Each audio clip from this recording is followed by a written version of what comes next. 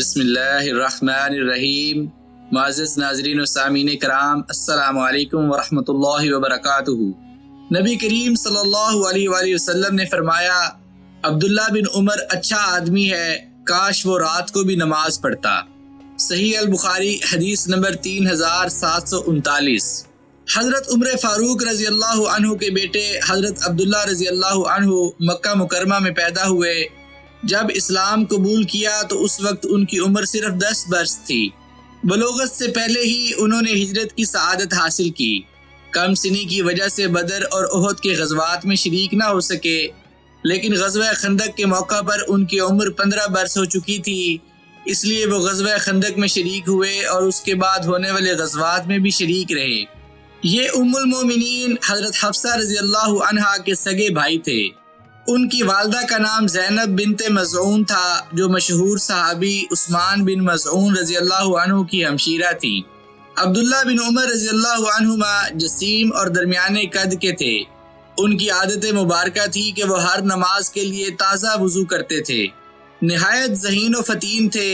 ان خوش قسمت نوجوانوں میں سے ایک تھے جن کو اللہ کے رسول صلی اللہ علیہ وآلہ وسلم کی صحبت میسر آئی اور براہ راست ان کی تربیت میں رہے۔ یہ عبداللہ نامی ان 4 صحابہ میں سے ایک تھے جنہیں مورخین عبادلہ کے نام سے یاد کرتے ہیں۔ بڑے سمجھدار ہونے کے ساتھ ساتھ یہ بہت بڑے عالم بھی تھے۔ حضرت عثمان رضی اللہ عنہ نے ان کو عہدہ قضاء پر مامور کرنا چاہا، لیکن انہوں نے معذرت کر لی۔ وہ یرموک، قادسیہ، جلولہ اور فارس کے دیگر معرکوں میں شریک ہوئے۔ یہ فتح مصر کے موقع پر بھی موجود تھے اور وہاں ایک گھر بھی تعمیر کرایا تھا۔ عبداللہ بن عمر رضی اللہ عنہما نے بصرہ اور فارس و مدائن کا بھی کئی بار دورہ کیا۔ جب حضرت عمر فاروق رضی اللہ عنہ کو یہ تجویز دی گئی کہ آپ اپنے بعد جن لوگوں کو خلیفہ بنانے کی وصیت کر رہے ہیں ان میں ان کو بھی شامل کر دیجئے، تو حضرت عمر فاروق رضی اللہ عنہ نے بیٹا ہونے کی وجہ سے یہ تجویز ماننے سے انکار کر دیا۔ انہیں جب اپنے مال و اسباب میں کوئی چیز زیادہ مرغوب ہوتی تھی تو وہ اس کو فی سبیل اللہ دے ڈالتے تھے۔ ان کے غلاموں کو ان کی اس کیفیت کا علم تھا، اس لیے بالعموم ان میں سے کوئی نہ کوئی مسجد تک ان کے پیچھے لگا رہتا تھا۔ جب ابن عمر رضی اللہ عنہما یہ صورتحال دیکھتے تو اس غلام کو آزاد کر دیتے تھے۔ ایک مرتبہ لوگوں نے ان سے یہ کہا، یہ لوگ آپ سے مکر و فریب کرتے ہیں۔ یہ سن کر آپ نے جواب دیا، اگر یہ لوگ ہم سے اللہ کے لیے فریب کرتے ہیں تو ہم بھی اللہ ہی کے لیے اس فریب کو بخوشی گوارا کر لیں گے۔ ایک مرتبہ عبداللہ بن عمر رضی اللہ عنہما مدینہ طیبہ کے قریب صحرا میں اپنے ساتھیوں کے ساتھ سیر و تفریح کے لیے نکلے۔ جب کھانے پینے کے وقت دسترخوان پر بیٹھے تو سامنے سے ایک لڑکا بکریوں کے ریوڑ کو ہانکتا ہوا گزرا۔ حضرت عبداللہ بن عمر رضی اللہ عنہ نے اسے آواز دی، بھائی ذرا اس طرف آؤ، ہمارے ساتھ کھانے میں شریک ہو جاؤ۔ اس نے جواب دیا، اللہ آپ کو برکت دے، میں روزے سے ہوں۔ صحرا کی شدید گرمی، نو عمر لڑکا، وہ بھی ایک گڈریا، بکریوں کا چرواہا، ان کو بڑا تعجب ہوا۔ فرمانے لگے، اس قدر شدید گرمی میں تم نے روزہ رکھا ہوا ہے جبکہ یہ رمضان کا مہینہ بھی نہیں ہے، تم بکریوں کے پیچھے بھاگتے پھرتے ہو، پہاڑوں کی وادی تو دھوپ سے تپ جاتی ہے۔ پھر دل میں خیال آیا کہ اس کی امانت اور تقوی کا امتحان لیا جائے۔ اس سے کہا، بھائی اپنی ان بکریوں میں سے ایک بکری ہمارے ہاتھ بیچ ڈالو، ہم سے اس کی قیمت بھی لے لو اور ہم تمہیں اس میں سے گوشت بھی دے دیں گے۔ اس نے جواب دیا، جناب والا، یہ بکریاں میری نہیں ہیں، میرے آقا کی ہیں، لہٰذا میں ان کو بیچنے کا حق نہیں رکھتا۔ میں اس کی اجازت کے بغیر آپ کے ہاتھ بکری کیسے فروخت کروں؟ انہوں نے کہا، اپنے آقا سے کہہ دینا کہ ایک بکری کو بھیڑیا کھا گیا ہے، اس کو کیا پتہ چلے گا؟ اس گڈریے نے ان کی طرف غصے سے دیکھا اور کہا، آپ کہتے ہیں کہ مالک کی اجازت کے بغیر بکری فروخت کر دوں، تو پھر این اللہ، این اللہ، اللہ کہاں ہے، اللہ کہاں ہے؟ حضرت عبداللہ بن عمر رضی اللہ عنہما نے یہ الفاظ سنے تو بے اختیار رو پڑے اور بار بار یہی الفاظ دہرانے لگے، این اللہ، این اللہ، اللہ کہاں ہے، اللہ کہاں ہے۔ مدینہ طیبہ جانے کے بعد آپ نے اس گڈریے کے بارے میں معلومات حاصل کی کہ اس کا مالک کون ہے۔ پھر اس کو پیغام بھیجا کہ ہم اس گڈریے کو بکریوں کو ریوڑ سمیت خریدنا چاہتے ہیں۔ مالک نے یہ سودا منظور کر لیا۔ پھر آپ نے گڈریے کو اللہ کی رضا کی خاطر آزاد کر دیا اور بکریوں کا سارا ریوڑ اس کو تحفے میں دے دیا۔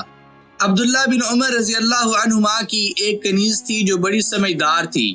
انہوں نے اللہ کی خوشنودی کے لیے نہ صرف اس کو آزاد کر دیا بلکہ اس کا نکاح اپنے غلام نافع سے کرا دیا اور قرآن مجید کی یہ آیت تلاوت کی، لن تنالوا البر حتى تنفقوا مما تحبون۔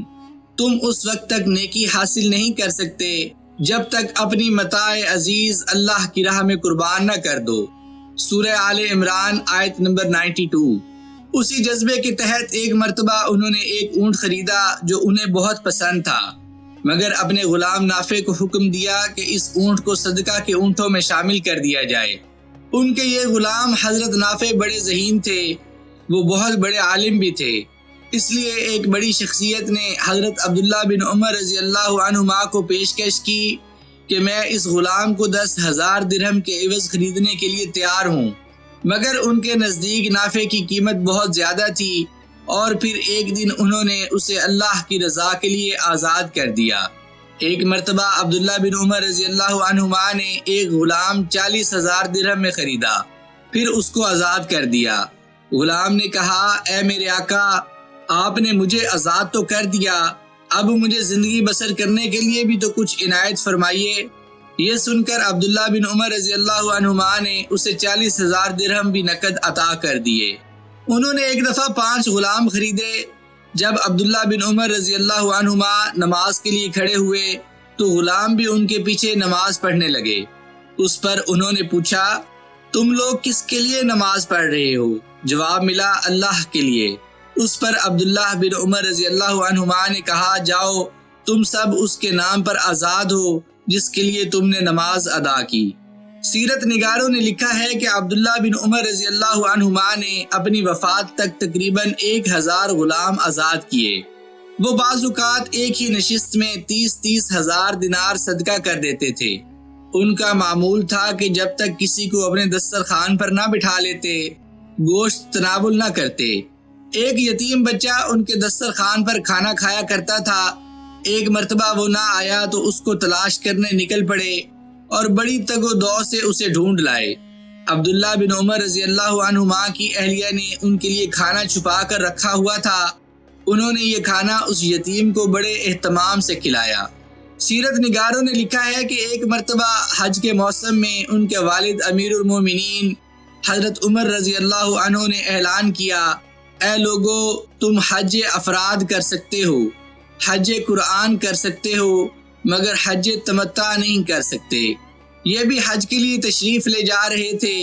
جب میقات پر پہنچے تو احرام باندھ کر زور سے کہا، لبیک اللہم بالحج التمتع، یعنی میں حج تمتع کی نیت کرتا ہوں۔ لوگوں نے کہا، کیا آپ نے اپنے والد کا حکم نہیں سنا؟